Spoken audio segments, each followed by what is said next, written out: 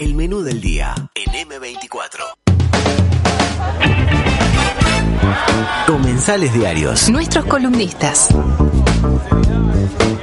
Lo decíamos al comenzar el programa, hoy es el día de recibir a Agustín Canzani. ¿Qué tal, Agustín? Buen mediodía, ¿cómo estás? ¿Qué tal? ¿Cómo están? Buen mediodía para ustedes también. Bien, decir con frío ya, digo... Redundante. Es redundante, ¿no? Frío y viento. Sí, exacto. Está tremendo.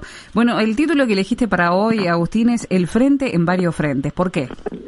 Bueno, quizás lo que veníamos comentando en análisis anteriores, creo que se confirma a partir de varios elementos que pudimos de alguna manera presenciar en las últimas semanas. Yo creo que como análisis global comienza el momento de un rol opositor más marcado para el Frente Amplio, pero no va a ser lo único, ¿no? Porque en los próximos meses también va a tener que responder algunos desafíos internos.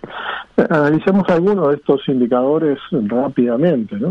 El fin de semana el Frente Amplio realizó un plenario nacional que cerró algunos temas, retomó otros temas y dejó pendientes otros más. En vías de cierre paulatino de la etapa crítica de la pandemia, el gobierno ha comenzado a desplegar con más énfasis algunas de sus políticas. Ahora, en este marco también, donde desaparece de alguna manera paulatinamente la presión de la pandemia, varias de esas iniciativas comienzan a exhibir su costado polémico. Menciono solamente dos que han recibido críticas, y no solo desde el Frente Amplio, sino también desde dentro de la coalición. El intento de habilitar que los depósitos de organismos del Estado se pudieran realizar en la banca privada, que fue finalmente retirada de la Ley de Rendición de Cuentas, y el retiro del subsidio al supergas, que ha sido de alguna manera un tema recurrente desde el sábado en adelante. Ahora, no fue lo único que pasó en estos días. Por ejemplo, la intervención del gobierno y sus aliados, pero sobre todo, diría, una presión del gobierno muy notoria, hizo que no fuera aprobado el planteo de fideicomiso que estaba planteado por la Intendencia de Canelones.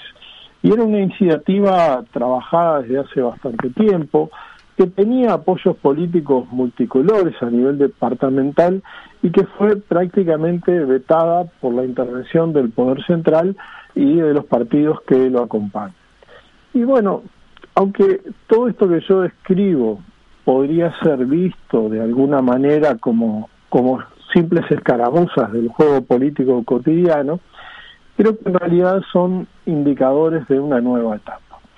Y son indicadores de una nueva etapa política en la que el fin de la pandemia le va a permitir desplegar al Frente Amplio el rol opositor de una manera bastante más marcada de lo que lo hizo antes. ¿Y qué cosa indica ese rol opositor más definido en la acción política del Frente Amplio? Yo diría que hay cuestiones de corto plazo y otras de mediano plazo. Podríamos mencionar muchos, pero veamos algunas de estas cosas. En el corto plazo, me parece evidente que la no aprobación del fideicomiso para Canelones muestra una intención declarada del gobierno de buscar limitar a los gobiernos departamentales del Frente Amplio, en este caso el de Canelones en particular. Y incluso eso hace que no le importe generar conflictos con representantes de sus propias estructuras políticas. El comunicado de los alcaldes blancos de Canelones apoyando esa propuesta del fideicomiso y la expresión pública de algunos legisladores departamentales que anunciaron el apoyo y luego lo retiraron porque habían sido de alguna manera, algunos dirán presionados, y sin duda hubo algo de eso, y otros eran convencidos, pero no sin cierta dosis de presión por parte del propio gobierno para no votar, hizo que de alguna manera se generara ahí una situación compleja en la que el rol del propio gobierno ubica al Frente Amplio en un rol de oposición que el propio gobierno de alguna manera combate y limita. Pero hay otras cosas, por ejemplo, la escasa disposición del gobierno a aclarar el acuerdo que otorga un monopolio privado a la terminal de contenedores del puerto de Montevideo, también ha generado muchos problemas y va a tener una interpelación que probablemente sea, más allá de que el tema es complejo, una de las interpelaciones más desafiantes que va a enfrentar el gobierno. En el mediano plazo también aparecen otras cuestiones que ya están ahí, que ya empiezan a generar algunos problemas, pero que van a demorar todavía, como por ejemplo esta rendición de cuentas de gasto casi mínimo en un contexto de amplísimas necesidades económicas y sociales de muchos sectores de la población, y las propias pautas manejadas por los consejos de salarios que no satisfacen ni a trabajadores ni a empresarios. Pero además comienza de alguna manera el momento en el cual el gobierno y sus aliados tienen que hacer la defensa de la LUC. Eso es algo que ya no se puede evitar, que es una necesidad, y la necesidad no solo requiere encuadrar a los liderazgos políticos de la coalición de forma monolítica, sino que además requiere de alguna manera encuadrar al electorado de esos partidos políticos que integran la coalición, cosa que es un poquitito más difícil. Y en ese contexto yo creo que es razonable que algunos grupos comiencen a reclamar flexibilizaciones de las políticas, y al menos por cierto tiempo a mí no me extrañaría demasiado ver que en cuestiones como tarifas, incluso como la pauta salarial, e incluso como algunos de los gastos que están incluidos en la rendición de cuentas, el gobierno ceda en sus posturas iniciales, porque el referéndum representa un riesgo importante para una ley que es de alguna manera una ley madre en este periodo del gobierno. Ahora, más allá de estos cambios, estas cuestiones que estoy mencionando, el referéndum, la interpelación, los eventos del fideicomiso de Canelones, la propia rendición de cuentas y los consejos de salarios, generan situaciones que van a separar más al Frente Amplio del gobierno, y seguramente esa diferenciación va a seguir con otros temas. Agustín, hablabas al comienzo de desafíos internos y mencionabas también el tema de que el sábado hubo plenario del Frente Amplio, y de hecho te agrego que ahí, bueno, se cerró el ciclo en cuanto a la presidencia para Javier Miranda. ¿Cuáles son esos retos que el Frente Amplio vos visualizás deberá enfrentar en lo que queda de este 2021? Yo creo que son varios y son importantes, y si mi interpretación es correcta, el Frente Amplio va a encontrar más fácil en este periodo que viene ubicarse como oposición, y va a tener temas en los cuales va a lograr protagonismo con mayor facilidad de lo que ocurrió durante la pandemia. Pero me parece, esto obviamente es una opinión personal, que sería riesgoso pensar que con eso alcanza, porque la fuerza política tiene por delante, como vos mencionabas, afrontar varios temas que implican debates que son complejos pero necesarios. En primer lugar, está por ahí la cuestión de el balance, la autocrítica y las perspectivas, y es indudable que el Frente Amplio tiene que cerrar de forma adecuada un balance sobre sus etapas de gobierno y sobre el último ciclo electoral. Y tiene que hacer esto de una manera que vaya más allá de un mero ritual, y por lo tanto tiene que generar una descripción de lo que pasó, un análisis de por qué pasó lo que pasó, que sirva como aprendizaje y que sirva como sustento también para plantearse cosas nuevas hacia adelante. En segundo lugar, es evidente que el país está experimentando muchos cambios.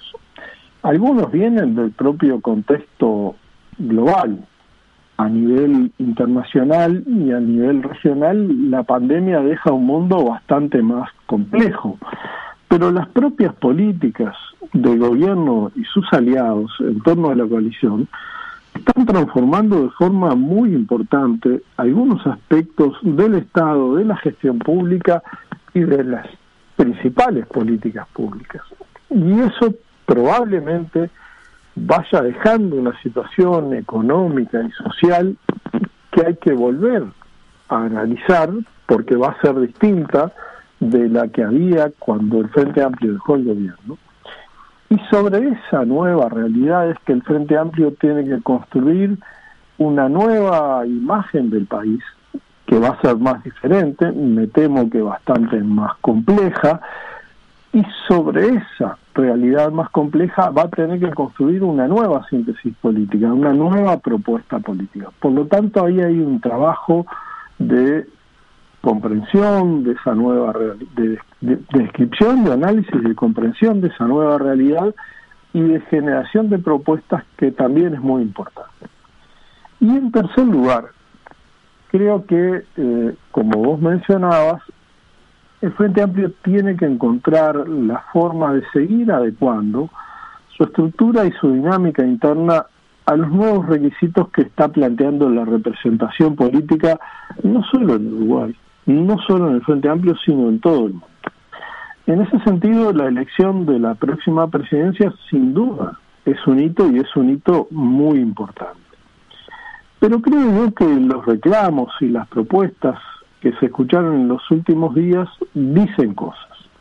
Los reclamos, por ejemplo, sobre el rol de las mujeres en la conducción del Frente Amplio, o las propuestas que traen atadas la necesidad de protagonismo de cuadros políticos más jóvenes en la dirección del Frente Amplio, y seguramente hay otras dimensiones, por ejemplo, la representación del interior, más allá de Montevideo y el área metropolitana. Sí, de hecho, el propio Ehrlich era una de las cosas que decía al comienzo de su discurso, ¿no? El tema de género, y también el hecho de que, bueno, él era una persona ya mayor y de Montevideo, ¿no? Que ese no era un buen mensaje para la fuerza, digamos, de izquierda.